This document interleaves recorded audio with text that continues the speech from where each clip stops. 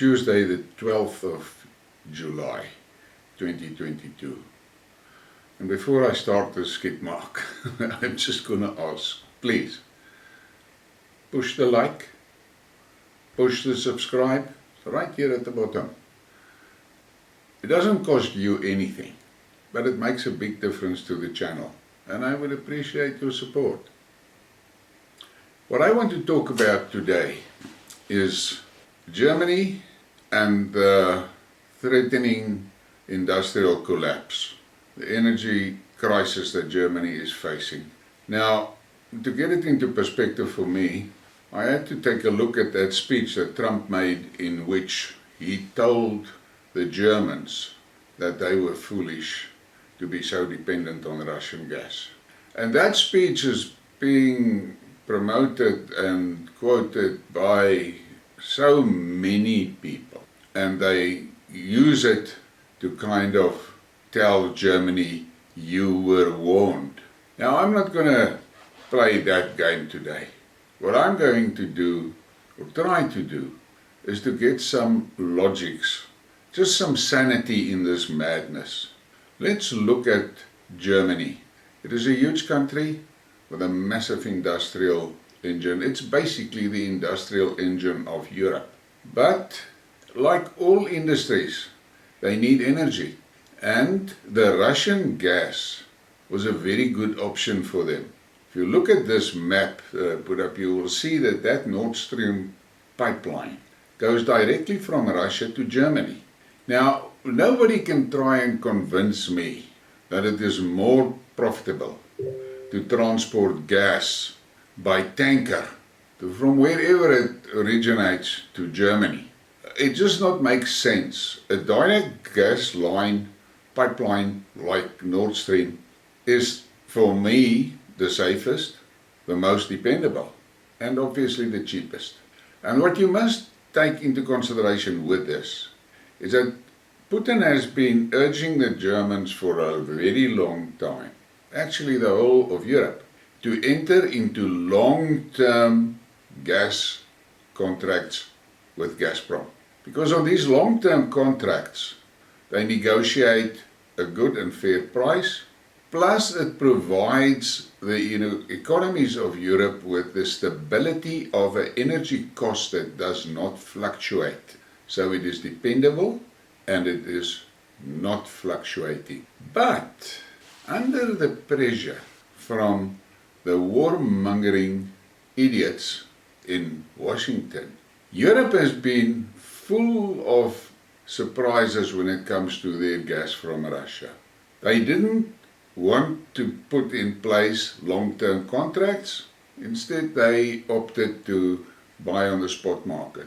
Now, I cannot understand the logics in that. And you must understand, I look at this from a simple view of a businessman, a guy that has had my own businesses for my whole life. And I know how important cost is. And that if you can manage your costs, you can manage your business properly. So the Americans were pushing the Europeans, specifically the Germans, not to engage in the long-term contracts. Why? I wouldn't know. I've always had a theory that the Americans don't want a successful Europe. They want a Europe that is struggling, because otherwise they have to compete with Europe on the world market. And that they would prefer a struggling, impoverished Europe. But that's my opinion. So, if you look at it from a common sense point of view, it just makes perfect sense for Germany to be connected with the Nord Stream to Russia, to make sure the German industry and the German population has got energy security.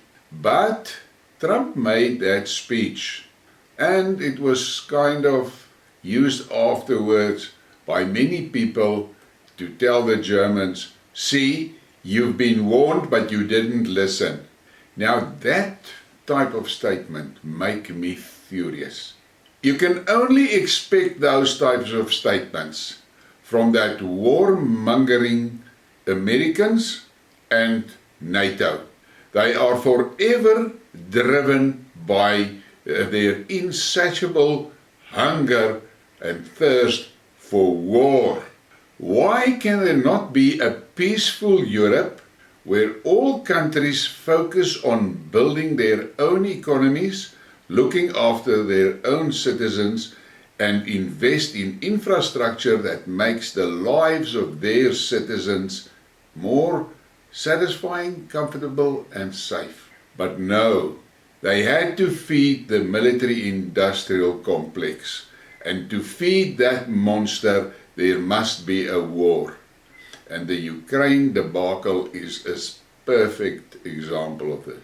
The tragedy of Ukraine is that the collective West has basically bankrupt themselves in all the money that they have pumped into the Ukraine. America pumping in billions, but in America itself, their own infrastructure, roads, bridges, rails, are falling apart.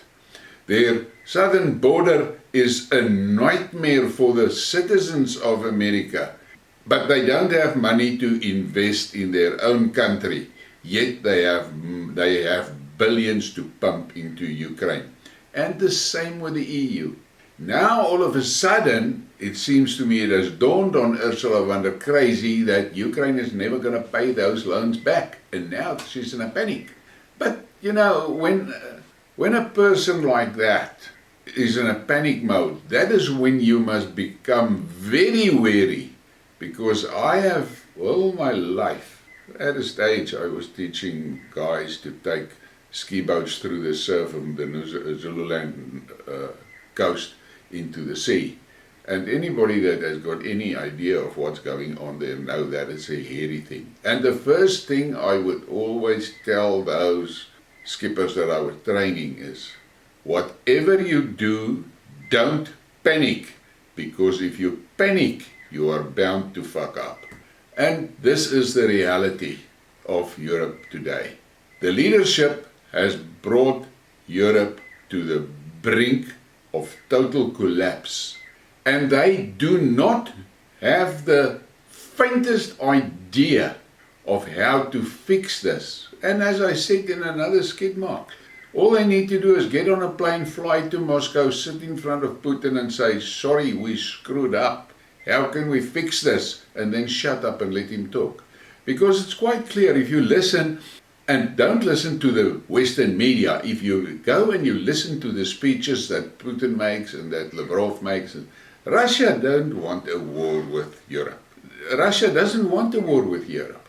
All that Russia was trying to get the past 20 years is good relationships with Europe and Russia to be respected by Europe. But that was not going to happen. And then you get a guy like Trump, and don't read me wrong, I think he has some good, he did some good stuff for the US. But also, he is kind of a loose cannon.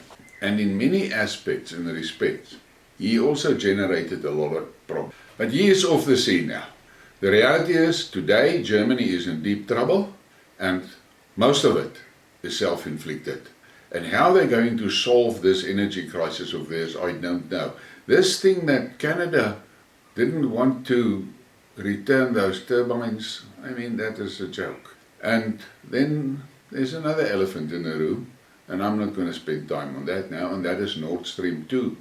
And once again, with Nord Stream 2, ask yourself, who was the biggest pushers to stop the implementation of Nord Stream 2, and why?